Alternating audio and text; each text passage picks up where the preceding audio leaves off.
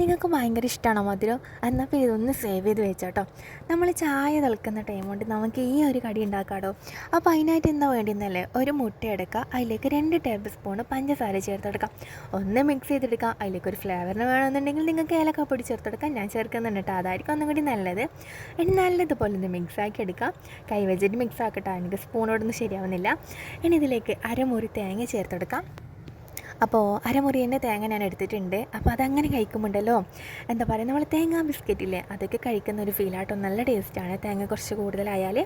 ഇനി ഇതിലേക്ക് ഒരു 5 റൊട്ടി ഞാൻ പൊടിച്ചെടുത്തിട്ടുണ്ട്. ഇനി പൊടിക്കുന്നില്ലെങ്കിൽ നിങ്ങൾ കൈ വെച്ചിട്ടൊന്ന് പൊടിച്ചെടുത്താൽ മതിയാവും. പിന്നെ ഞാനൊന്ന് വീഡിയോ എടുക്കുന്നതുകൊണ്ട് മിക്സിയിലൊന്ന് പൊടിച്ചെടുത്തിട്ടുണ്ട്. ഇനി ആ ഒരു 5 പൊടിച്ചതും കൂടി, റൊട്ടി പൊടിച്ചതും കൂടി അതിൽ ചേർത്തിട്ട് നല്ലതുപോലെ ഒന്ന് കുഴച്ചെടുക്കാം കേട്ടോ. സ്പൂണൊന്നും വെച്ചൊന്ന് കുഴച്ചെടുക്കണ്ട, കൈ വെച്ചിട്ട് തന്നെ കുഴച്ചെടുത്തിട്ട് ഇതെവിടെ ആയിട്ടുണ്ട് കേട്ടോ. ഇനി നമുക്ക് ഏത് ഷേപ്പിലാണോ ഇതൊന്ന് ഉരുട്ടിയെടുക്കേണ്ടത് ആ ഷേപ്പിൽ നമുക്ക് എന്തെങ്കിലും മോൾഡൊക്കെ ഉണ്ടെങ്കിൽ ആ ഷേപ്പിലൊക്കെ നിങ്ങൾക്ക് ആക്കിയെടുക്കാം കേട്ടോ. അപ്പോൾ ഞാനിപ്പം ഉണ്ടാക്കുന്നത് ഈ ഒരു ഷേപ്പിലാട്ടോ, കട്ട്ലറ്റിൻ്റെ ഒക്കെ ഷേപ്പിൽ അതിലാട്ടോ. അപ്പം ഇനി ഇത് ഓരോ ഷേപ്പാക്കിയിട്ട് ഇങ്ങനെ നമുക്ക് മാറ്റി വെക്കാം.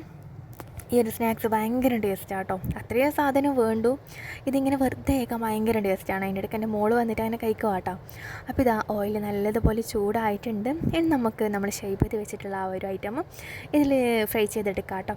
അപ്പോഴേ ഞാൻ വീഡിയോ എടുക്കുന്ന അതിൽ ഫോണിങ്ങനെ നോക്കി നിന്നിട്ട് ഓയിൽ എന്താ പറയുക, നല്ലതുപോലെ ഒന്ന് ചൂടായിന്.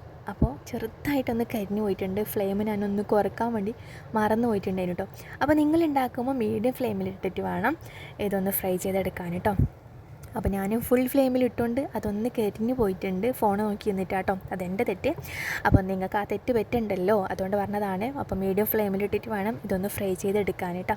അപ്പോൾ ഈ ഒരു സ്നാക്സ് നല്ല ടേസ്റ്റാണ്, വളരെ സിമ്പിളാണ്. മധുരം ഇഷ്ടപ്പെടുന്നവർക്ക് എന്തായാലും ഇഷ്ടമാവും കേട്ടോ, അല്ലാത്തവർക്കും ഇഷ്ടമാവുമോ. കാരണം ഒന്നാമത് ഒട്ടും എണ്ണയൊന്നും കുടിക്കുന്നില്ല, ബ്രെഡല്ലേ. അപ്പം അത്രയാണ് കേട്ടോ.